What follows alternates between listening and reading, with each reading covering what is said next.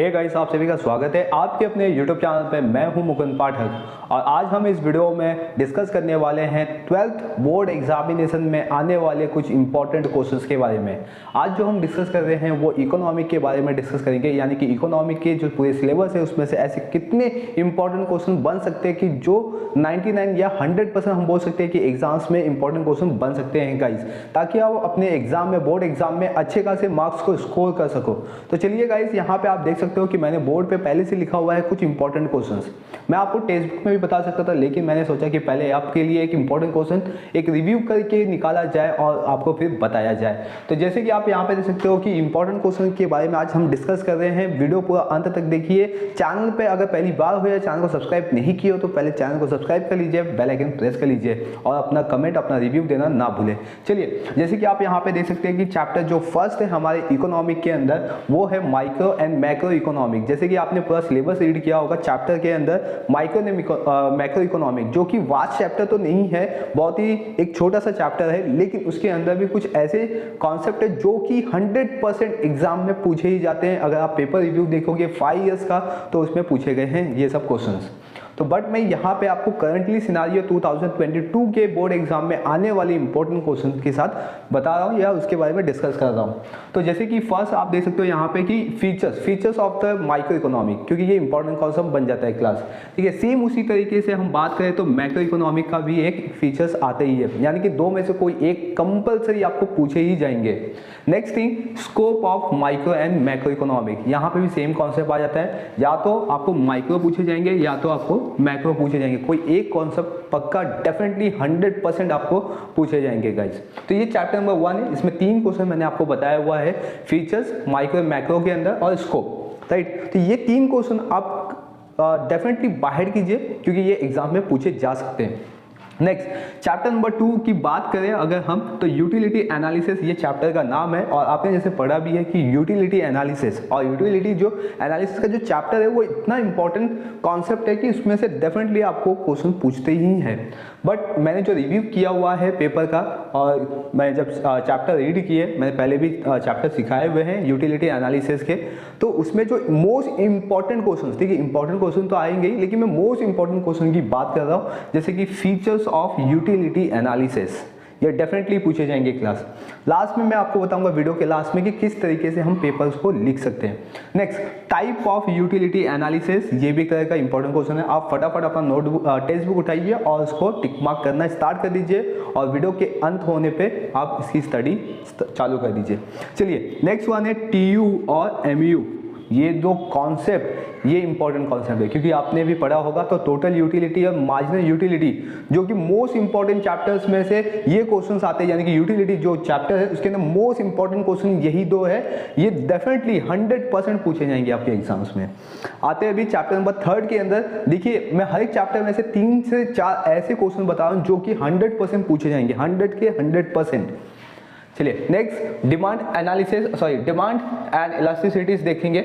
Demand and इलास्टिसिटीज, जो कि ये वास्ट चैप्टर्स हो जाता है, 3A 3B आ जाता है इसके अंदर।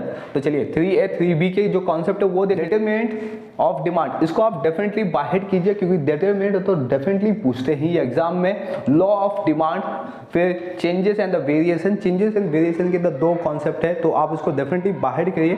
देखिए, मैं हर एक चैप्टर में से कुछ ज़्यादा क्वेश्चन तो नहीं बता रहा हूँ, मेरे रिव्यू के हिसाब से मैंने आपको बताया कि ये सब इंपॉर्टेंट क्वेश्चन बन सकते हैं। तो आप आई थिंक पूरा इकोनॉमी का सिलेबस बाहर करें तो उसमें से ये क्वेश्चन तो डेफिनेटली बाहर कर लीजिए। जैसे आपके पास बोर्ड एग्जाम्स के पेपर आएंगे तो आप देखोगे कि ये सब क्वेश्चन उसमें पूछे गए हैं, ठीक है। Next, stock supply and the output, फिर type of electricities, price of elasticities and method and measuring demand and elasticities, ठीक है। तो यहाँ पे 3A 3B जो कॉन्सेप्ट है उसमें से ये पूरा कॉन्सेप्ट यहाँ पे बताया हुआ है, ठीक है। नेक्स्ट आते हैं सप्लाई एनालिसिस के अंदर, ठीक है। सप्लाई एनालिसिस में लॉ दिया हुआ है यहाँ पे, फर्स्ट वन, ठीक है, changes and the variation, cost and revenue sums, right. तो ये सब, ये देखो चैप्टर नंबर 4 है, उसके अंदर भी 3 क्वेश्चन बताए हुए। इसके अंदर अगर देखा जाए तो इसके अंदर भी 3 ही क्वेश्चन है, लेकिन 2 पार्ट है, इसीलिए इसके अंदर टोटल 6 क्वेश्चन है, ठीक है। अभी आप सोचोगे सर हर एक चैप्टर के अंदर 3-3 क्वेश्चन क्यों दिया हुआ है आपने? 3 ऐसे मोस्ट इंपॉर्टेंट क्वेश्चन मैं आपके सामने लेके आया हूँ इकोनॉमिक के अंदर। डेफिनेटली इसी तरीके से मैं आपके जो अदर चैप्टर्स है, अदर सिलेबस है, उसके बारे में भी मैं इंपॉर्टेंट क्वेश्चन बना के रिव्यू करके लेके आने वाला हूँ। तो चलिए गाइस, आते हैं अभी चैप्टर नंबर 5 पे, जो कि है form of market. Form of market जो कि वास्ट एक चैप्टर है आपके पास, जिसके अंदर मोनोपोली, ओलिगोपोली, मोनोपोलिस्टिक, ये सब जो कॉन्सेप्ट है, ये सब कॉन्सेप्ट आपके इंपॉर्टेंट है। मोनोपोली सबसे पहला इंपॉर्टेंट क्वेश्चन बन सकता है। मोनोपोली के अंदर इसका फीचर्स भी आ सकता है, ठीक है। फिर नेक्स्ट है perfect competition, monopoly competition, oligopoly और प्राइस डिटर्मिनेशन। ये देखो, ये जितने भी इंपॉर्टेंट क्वेश्चन जो मैंने अभी आपको बताया, ठीक है, monopoly, perfect competition, monopoly competition, oligopoly, ये इतने इंपॉर्टेंट क्वेश्चन है, इतने इंपॉर्टेंट क्वेश्चन है कि आपको आने वाले टाइम में भी ये सिलेबस में इंक्लूड होंगे। तो डेफिनेटली इसको बाहर कीजिए, जल्द से जल्द, जितनी जल्दी आप बाहर कर सकते हो बाहर करके इसको लिखने की कोशिश करो। अगर ये डेफिनेटली ये जितने भी क्वेश्चन आपने बाहर कर लिए हुए हैं, तो डेफिनेटली आप इकोनॉमिक में अच्छे खासे मार्क्स को स्कोर कर सकते हो।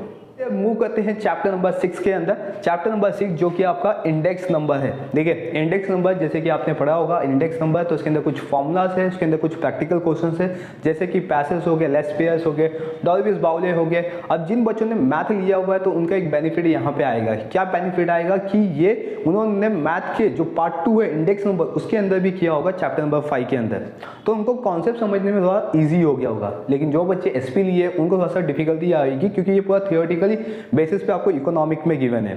फिर भी इसके अंदर जो प्रैक्टिकल क्वेश्चंस है वो आप इसको सॉल्व कर सकते हैं, क्योंकि इसमें ऐसे क्वेश्चन पूछे जाते हैं। यानी कि प्रैक्टिकल जो क्वेश्चंस है जिसके अंदर आपके लेस पेयर, पैसेज, ये 2 मोस्ट इंपॉर्टेंट ऐसे इकोनॉमिक्स थे जिनका जिक्र मैथ्स में भी किया हुआ है और इकोनॉमिक में भी किया हुआ है। तो जैसे यहाँ पे आप देख सकते हो कि इंडेक्स नंबर में आपको क्या करना है, डिफाइन, फीचर एंड सिग्निफिकेंट, ये थियोरेटिकली कॉन्सेप्ट हो गए। फीचर, डिफाइन और सिग्निफिकेंट ये क्या हो गए, थियोरेटिकली कॉन्सेप्ट हो गए। लेकिन आप इसके साइड बाय साइड क्या करोगे, जितने आपके टेक्स्ट बुक में प्रैक्टिकल क्वेश्चन दिए उसको भी आप अटेम्प्ट करोगे, ठीक है। नेक्स्ट आएगा नेशनल इनकम, ठीक है। यहाँ पे आ गया आपका most important chapter national income. Without national income कोई भी कंट्री चलती नहीं है, जिसके अंदर जीडीपी, एनडीपी, ठीक है, ये सब कॉन्सेप्ट आते हैं। तो अब इसके अंदर क्या क्या बाहर करना है, तो जैसे कि नेशनल इनकम का पहले तो फीचर बाहर कर लो। मीनिंग डेफिनेशन मैं आपको यहाँ पे नहीं बता रहा हूँ, क्योंकि मीनिंग डेफिनेशन तो कंपलसरी आपको बाहर करना है, ठीक है। मीनिंग डेफिनेशन के लिए तो कोई आपको बोलेगा नहीं, लेकिन मीनिंग एंड डेफिनेशन 100% आपको पहले तो वही बाहर करना है। उसके बाद जितने मैंने आपको इंपॉर्टेंट क्वेश्चन बताए वो आपको बाहर करने हैं। तो नेशनल इनकम के अंदर फीचर्स सबसे फर्स्ट। नेक्स्ट वन है method of measuring national income, किस तरीके से हम मेजर कर सकते हैं नेशनल इनकम को। तो ये जो कॉन्सेप्ट है ये बिगर कॉन्सेप्ट है थोड़ा सा, लेकिन आप उसको बाहर कीजिए, ठीक है। मैं आपको ऐसे क्वेश्चन बता रहा हूँ जिसपे आप अपने अच्छे खासे मार्क्स को स्कोर कर सकते हो इकोनॉमिक में। डेफिनेटली आप 80 में से कुछ नहीं तो 75, 76 तो क्रॉस कर ही दोगे।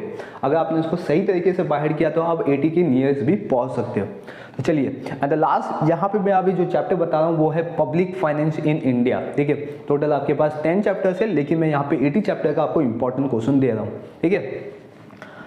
तो पब्लिक फाइनेंस इन इंडिया, इसके अंदर आपको क्या करना है, सिर्फ टाइप करना है, type of the government budget क्या होते हैं एंड द कंपोनेंट, ठीक है, कंपोनेंट ऑफ द बजट। बस ये 2 इंपॉर्टेंट क्वेश्चन कर लो, आपका पूरा इकोनॉमिक कवर हो जाएगा। एंड जो रिमेनिंग आपके एमसीक्यूज आते हैं वो डेफिनेटली आपको बाहर ही करने हैं। कोई भी डाउट रहेगा तो आप मुझे कमेंट कर सकते हो, तो डेफिनेटली मैं आपको उसका रिप्लाई दूंगा। और सेकंड थिंग कि पेपर कैसे लिखा जाए, मोस्ट इंपॉर्टेंट कॉन्सेप्ट यही आता है और बच्चों के माइंड में आता है कि सर पेपर कैसे लिखे इकोनॉमिक के, क्योंकि इकोनॉमिक के पेपर ही टफ होते हैं, इनके आंसर भी बाहर करना टफ होता है। अब जो इकोनॉमिक का जो पेपर होता है उसको किस तरीके से लिख सकते हैं आप, या तो उसको कोई भी थियोरेटिकली जितने भी सब्जेक्ट्स होते हैं उसको किस तरीके से लिख सकते हैं। पहले तो आपको उस क्वेश्चन के मीनिंग लिखने, डेफिनेशन लिखने, एंड देन उसके बाद अदर पॉइंट चालू करने हैं। अब बात आती है मार्क्स का, सर 2 मार्क्स का है तो कितना पॉइंट लिखा जाए। तो 2 मार्क्स का रहेगा तो डेफिनेटली आप कोशिश करो कि 4 पॉइंट लिखने के लिए, बिकॉज जो 2 मार्क्स के क्वेश्चंस होते हैं वो डिस्टिंक्ट बिटवीन में ही आते हैं, तो उसमें आपको कम से कम 4 पॉइंट लिखने। लेकिन आपके टेक्स्ट बुक के अंदर या तो 2 पॉइंट होंगे या तो 3 पॉइंट होंगे, 4 पॉइंट तो होते नहीं है मोस्ट ऑफ दी, ठीक है। तो आप क्या कीजिए, अदर सोर्सेज का हेल्प लीजिए, जैसे कि डाइजेस्ट हो गया या कोई ऐप हो गया, तो उस ऐप के अंदर भी इसको थोड़ा सा एक्सटेंड करते हैं पॉइंट को, या तो आप खुद उस पॉइंट को एक्सटेंड या तो डिवाइड करने की कोशिश करें। पेपर कैसे लिखना है, आपको पहला मीनिंग लिखना है, फिर डेफिनेशन लिखना है, फिर देन उसका फीचर लिखना है गाइस। तो इससे क्या होगा कि आपका जो पेपर प्रेजेंटेशन है वो बहुत ही अच्छा होगा दूसरे से, और जिसकी वजह से से आपको मार्क्स भी मिल सकता है। और खासकर इकोनॉमिक्स के जितने नाम लिखते हो उसको अंडरलाइन करना और डबल इन्वर्टेड कॉमा में डालना ना भूले।